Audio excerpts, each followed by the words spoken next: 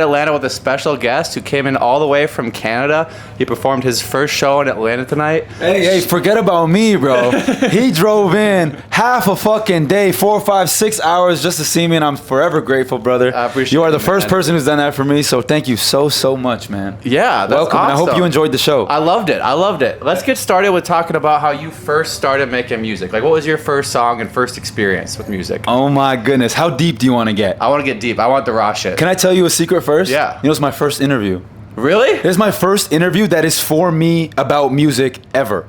I love that. First one ever. I love you that. You can like Shamlo's first interview. Shamlo's first interview. Right This is the here, one. ATL, right here. Hey, That's man. awesome. So with music, I'm gonna speed run this. If everyone wants the lore, we can dive into it after, but I'm gonna speed run it first. Yeah. Okay. So when I was young, I really wanted to be a singer. And I learned instruments. I was playing the violin. I was playing drums. I was singing songs. A lot of songs from my own culture too. But along the way, my traditional parents, you know, a little bit of "you can't do this" made me not believe in myself. Not because they didn't think I could do it, but they wanted a more traditional path. So eventually I'm like, that's not a realistic choice. Then I wanted to be a lawyer. Anyways, fast forward to high school, I fell in love with making videos. And I thought, you know what, fuck it, I want to be a YouTuber. So I worked my ass off. I made like 1,000 videos, and I ended up becoming really successful with YouTube. I got over 1 million subscribers. Now, it wasn't my name, Shamlo, but I was the director behind a channel that I share with my ex. And we had something really good going. Our dreams were coming true. And the crazy thing is, once you do one impossible thing, like becoming a fucking YouTuber, you can really do anything. Your mind completely opens. So from there, I was like, you know what? We have this platform. We have a little bit of money saved up. What do we really want to fucking do? So we dropped everything and we started music because that was my original childhood dream. Wow. And from there, like, I shit you not, I deleted every single YouTube video. I changed my phone number. I built a studio in my parents' shed, and I read a book a week for a whole year, and I learned everything to do with music, producing, writing, recording, engineering, everything. And I used to just write for my ex because she had the platform. So we made this first album called It Didn't Know It Was a Butterfly.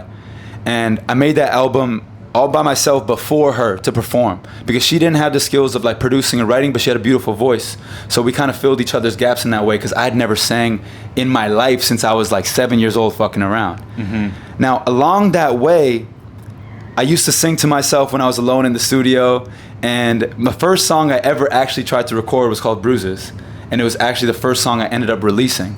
And I was so nervous about releasing it, but the thing is that I promised myself on my birthday, no matter what, I'm gonna release a song. And that happened to be the only one I have finished. So I released it, and it's crazy because it has almost 2 million streams, and it's my biggest song to date, which is the craziest thing ever. That's insane. And honestly, like, I have so much love for that song, despite me growing a lot as an artist and making a different style of music now. But man, that song has a soft place in my heart. That's fucking awesome. I think so many artists put out their first song and they almost want no one to see it because they're not necessarily they're ashamed of it, but they've just seen themselves go to a different place. So it's cool that your first song still holds that special place for you. That's super awesome. Hell yeah, bro. And you know what? You have two choices with it. It's like some people want to be perfect for everybody, and that's a really hard game to play. And I know what it's like because I was doing the YouTube shit, and it's like creating an image time and time again can be exhausting because at the end of the day, you just want to be authentic. I want to be able to act the way I do on camera, that I do with you in person before we even turn the camera on. And putting out my first song, standing behind it, loving it, and learning in front of people, failing in front of people is what I think actually builds your character. So I'm happy to stand on it. Yeah, that's awesome. You talked about, originally making this music with your ex. What was that like when you had this music as a kid that brought you so much joy and then got involved with someone that obviously brought you joy at the time, and then when things fall apart there and you continuing to make music, was that difficult at first? That has to be probably the most critical moment in my life. And like I said, it is a very long story, but to briefly touch on it, I talked about it a little bit in my set, but I was dating her for 10 years. Yeah, it's a long time. And I loved her deeply, and I wanted her to be my wife.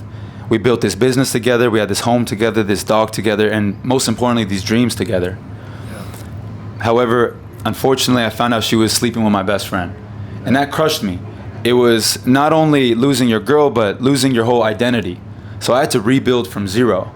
And in doing that, honestly, the only outlet I had was music.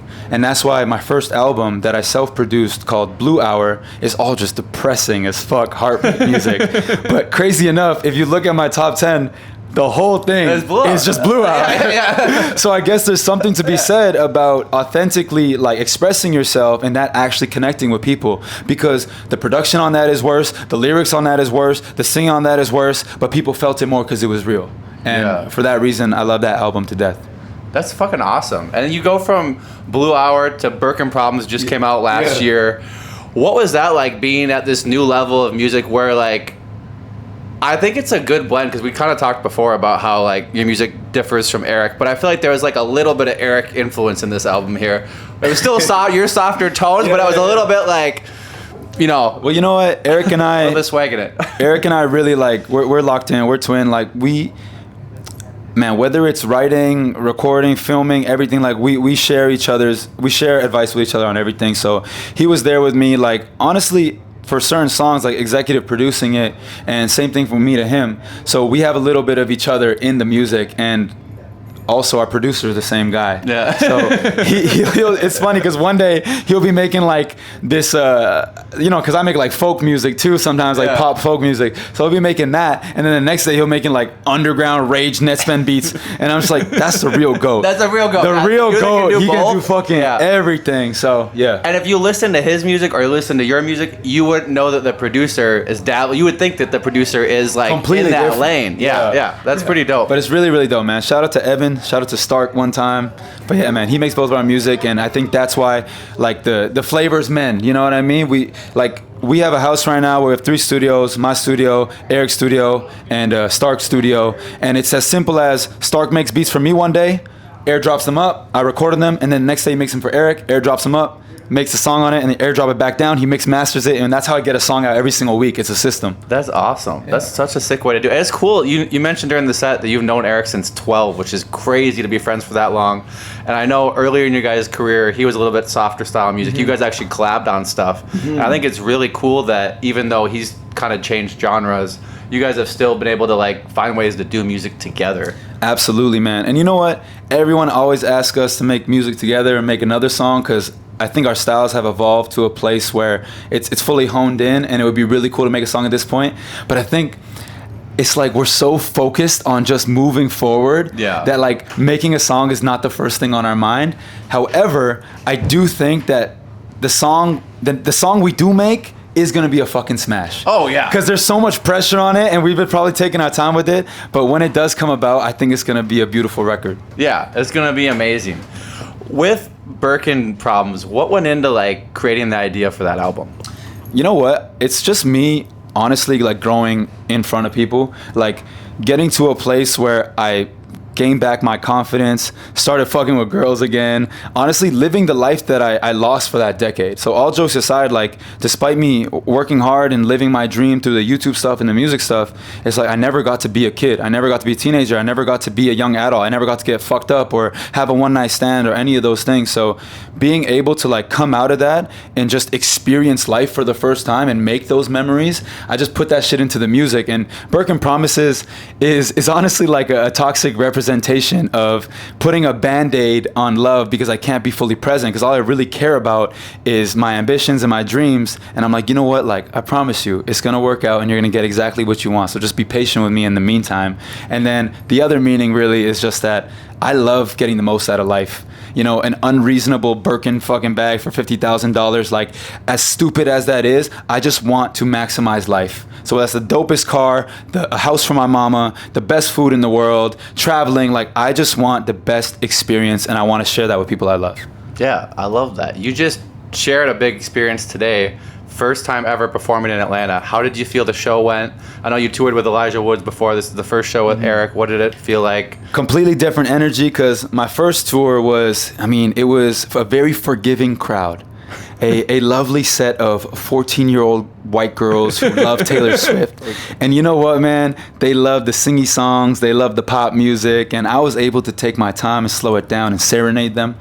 But when it comes to this shit, everyone here came to rage. They came to turn up. So I had to do my rap shit. I had to honestly focus on energy more than my pitch.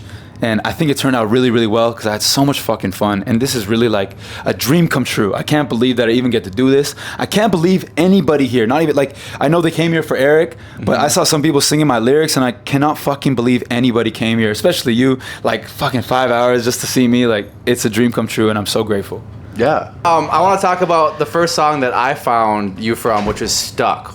Go back to when you were dropping that song. You said today is your biggest song to date. Yeah. What was it like putting that out and getting that response from fans and everyone? You know what? The crazy thing about Stuck is that every time I meet somebody new and they want to hear my music for the first time, something compels me to show them Stuck. I don't know what it is, but it's the perfect, like, bittersweet feeling, but it's still lit, it's still confident, it's still braggadocious, but it's still like emotional and intentional. Like, I really, like, here's the thing. My favorite artists are Drake and Zach Bryan. Okay. And in a perfect world, I want something in the middle. Yeah. And that kind of sounds like maybe Post Malone or Kid Laroi. They might be somewhere in there, but I want to be cool. I want to be braggadocious. I want to share confidence. I want to inspire people. But I still want to be thoughtful. And I don't want somebody to think like I didn't think about what I want to say or the message I want to get across. I want them to know I'm really fucking grateful to do this shit. And when I talk about like wanting this sick car or whatever it is, it's because I came from absolutely nothing. And living in a way that doesn't maximize life does not align with me. So yeah, I want something in the middle there, and Stuck just feels like that to me, and that's why I love it so much. And I'm really happy it resonates with people. Yeah, two things in response to that. One, I was going to say I love it because I love sad boy music, but I also like sad boy music gets me pumped up, and I feel like that's like a pump up song at the same time. Exactly. While being a sad boy song. Exactly, brother. You mentioned coming from nothing. What is it like, even in Canada, being Middle Eastern, and what is that experience like as an artist? Man, I was born in Iraq, so I was very, very lucky because before my first birthday, I immigrated to Canada. And the only reason I was able to do that was because during the war, my mom used me, the newborn baby, as the excuse. So like, look, I have a newborn baby, please let me get out of here. And after a very long and hard, honestly, the type of story that I can't even fathom, I'll skip it, but they finally made it to Canada, and for that's what drives me today. Honestly, it put a type of pressure on me that is very difficult to deal with, but at the same time, I wouldn't have it any other way, because anytime shit gets hard, I remember like how lucky I am to be here, because I have like 70, 80 cousins back home, and I'm like the chosen one. Like, how did I get out and everybody else is still living there? So my dream is to be able to become a big enough artist where I could sell out a show in Stockholm specifically, because it's one of the only countries that people from Iraq can fly to. So I want to get a private jet, get my whole family on that bitch, fly them to Stockholm, do a show for them, and then send them home. So that's my actual like long-term dream. That's fucking awesome. Hell yeah. I love that that's your dream as an artist. You know, I think that a lot of people that immigrate in general like want their kids to like do the like go to school, do this. Like you said, you were going to be a lawyer, but I think there's something really fucking awesome about chasing a dream that matters so much to you and having a vision like that where you're like, I'm going to like show you guys that I'm going to like pursue this for me. I'm going to be happy for me, but I'm also going to bring this back to you guys so you can experience that. Absolutely. And using that to touch back on your last question so I could fully answer it, like taking that energy and growing up in Canada, I knew it wasn't enough. And I love Canada. The water is fresh there. The air is fresh there. Honestly, I'd probably live longer living there. However, moving to Los Angeles was the single most important decision in my life because I just got to be in it. Music, I've learned a lot of times, is not about talent. It's about positioning. And that's something I've tried like learn the hard way, because sometimes, you know, you compare yourself to others. You're like, yo, my music's just as good. Like, why isn't it blowing up? Or why don't people fuck with me? It's like, at the end of the day, it's a popularity contest. You have to be in the mix. You have to meet people. You have to make people fall in love with you in real life. Because if you're not a star in real life, then you're not a star anywhere. So anybody can make music from their basement, make a little living. Like, good for you. That's an amazing life if that's the life you want. But if you want to go big, you got to be in the mix. So here we are. I love that. You know, you're just really on the ground. If you could say one thing for someone who's just starting out with music, you know, you've been in this game for a minute, you've seen lots of, you know, changes throughout your time in the industry. What's something that you wish someone told you when you were first starting out? You know what? A part of me wants to answer this about music specifically, but I think what would be more helpful for a viewer is just an overall life motto that I have that can honestly apply to anything. The universe does not give you what you deserve. It does not give you what you need.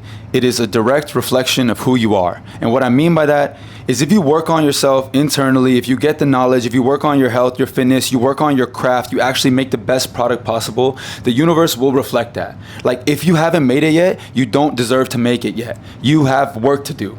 You have real life stardom to create. That goes down, I'm gonna be corny for a second. The way your hair looks, the way you dress, the way you act, your charisma, the way you talk to people. How many times you say thank you to all the people backstage, like working with you. How grateful I am for you to be here. Like, if you don't, the way you feel about me right now, because you're feeling my authentic self, like if I don't give that to as many people as possible, there's no way I'm gonna make it. And that's why people like Post Malone, people like Jack Harlow, these people I personally met that gave this feeling to me when I was younger.